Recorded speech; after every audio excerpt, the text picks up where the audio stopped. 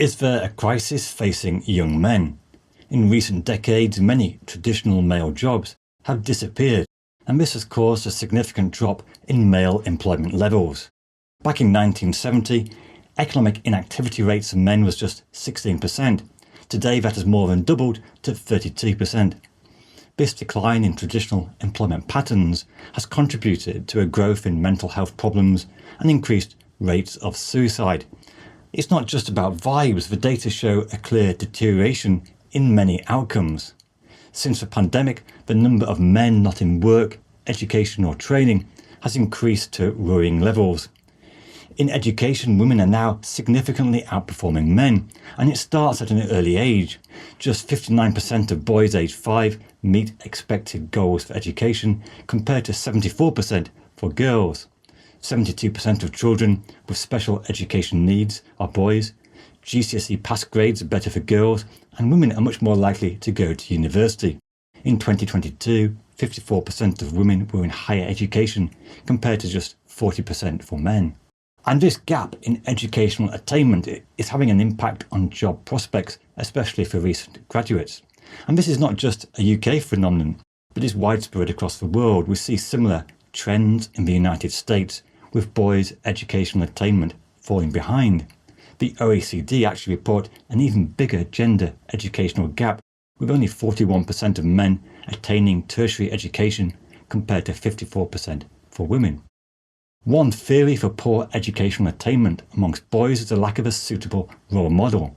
In 1970, 79% of children lived with both biological parents during their childhood, but today that figure has fallen to just 56%, meaning more single-parent families. And boys especially are adversely affected by a lack of a father figure. And if there's not a father figure at home, they are unlikely to find it at school. 85% of primary school teachers are female, and 64% of secondary school teachers. These days, young children are more likely to have a smartphone than a father at home. But whatever the reason, the statistics on crime and disorder are worrying for young men. They're more likely to be excluded from school, more likely to be involved in crime. In 2024, boys in youth custody outnumbered girls 529 to 11. 96% of the prison population is male, and the prison population has increased fivefold since the early 1960s. We've become good at locking people up, but less good at failing to address the root causes. Now, to some, the rise of social media and mobile phones can be blamed, with young people experiencing easier access to violent, pornographic material online. A House of Commons Youth Select Committee reported 91% of young people who perpetrated violence had recently seen violent content on social media. Although it's hard to make a direct link between online material and violence, knife crime has been a persistent problem in recent years. Not only are young men more likely to be perpetrators of violent crime, they're also more likely to be a victim, with 90% of knife crimes being male. The problem is that higher crime rates amongst men can lead to strong negative perceptions which become self-reinforcing. You can watch a TV drama like Happy Valley, and it seems that more than 90% of the men involved seem to be criminal, alcoholic or seriously damaged. And it's not always a natural reaction to feel empathy for a group who have traditionally been severely advantaged. But sometimes two things can be true at the same time. Men still dominate many positions of power and wealth, but there's a growing underclass of young men left behind who feel a greater sense of disconnection than ever before. Now, despite significantly declining in the past 30 years, the gender pay gap still exists, with male average wages 13% higher than women. However, this gap is most noticeable after the age of 40, a time when women have often taken career breaks to have children and missed out on promotion opportunities. It's also worth bearing in mind that at the very top of industry, it is men who still dominate.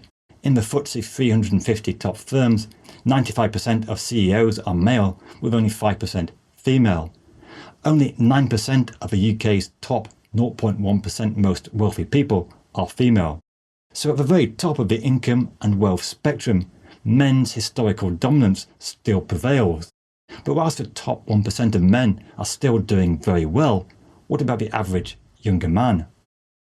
The Centre for Social Justice suggests that for young people aged 16 to 24, female average wages are now more than £2,000 a year more than for men, a reflection of a growing number of women graduating with degrees and an economy that increasingly provides jobs in areas like health, education, human resources. In the past 15 years, the number of jobs in human resource sector has increased fourfold, a profession where 71% are women. At the same time, the biggest job losses have been in traditionally more male-dominated professions like manufacturing, mining, blue-collar vocational jobs. Manufacturing jobs have fallen from around 25% of the economy in the 1970s to around 7% today. The wage gap may be even greater but for the fact that men are still more likely to choose STEM subjects like maths, where traditionally there's a higher wage premium. Women are still more likely to choose the so-called caring professions and humanity subjects.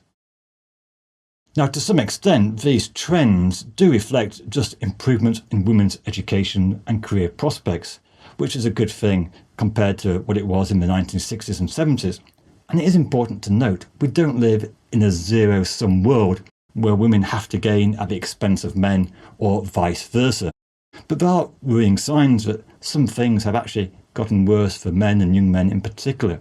A big concern is a rise in suicide rates since the start of the millennium, with 2023 the highest rate since 1999. Death by suicide now the leading cause of death amongst men under 50, about 4 times the rate for women.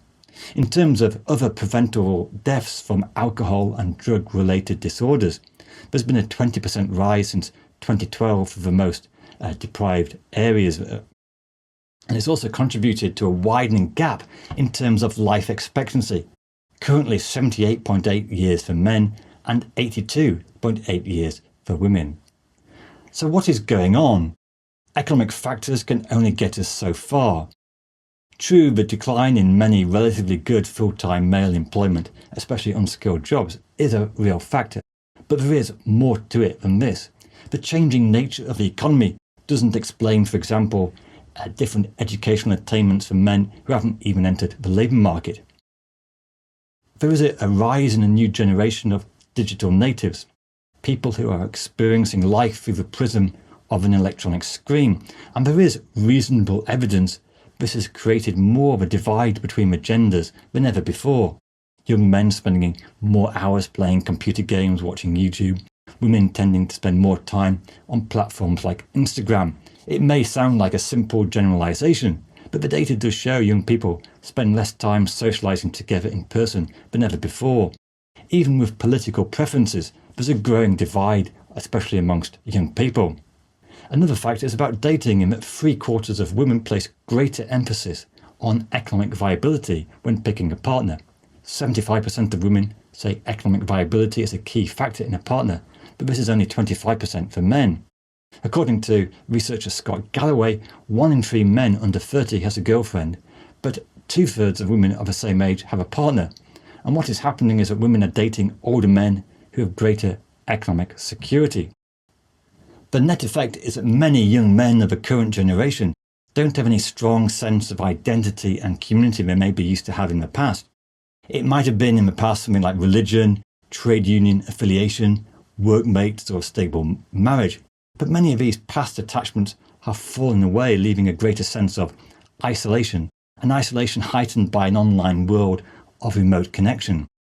But for many men in particular, this relatively greater social isolation is not a healthy force, hence perhaps the growth of more fringe movements like online conspiracy worlds or strong media personalities who give a sense of belonging, or some sense anyway.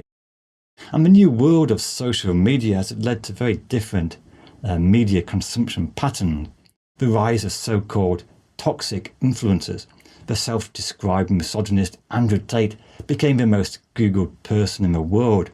And the nature of the internet and self-serving algorithms is that it is very easy to end up going down a dark rabbit hole. Now, it's important not to overstate the decline for male prospects. In many ways, you could say there's greater choice than in the past. If you got born in a coal mining village, you might have had very little opportunities or choice apart from going down a mine. The fact that more women go to university isn't per se harmful for men. If men are less interested in studying, you'd probably earn more getting a skilled vocational job like a plumber than graduating with £50,000 debt and a degree in humanities. For all the talk of mental health challenges, there is much greater openness and willingness to talk about these issues than the stiff, upper lip era of a post-war period. And also, it's always a mistake to get caught up in constant comparisons. If women become more active in the workforce, this act itself doesn't displace men. It's reminiscent of the argument about immigrants taking our jobs, when really it's more of a fallacy. However, the explosion of social media as a force in society combined with very rapid economic change has undoubtedly left many men, and young men in particular, without that old sense of purpose and belonging, which is important for both economic and personal health. And this issue is closely related to declining birth rates and why it seems that both genders are seemingly turning their backs on having children. This video goes into more detail on this huge force changing society. Thanks for watching. Do subscribe and leave your thoughts in the comments. Cheers.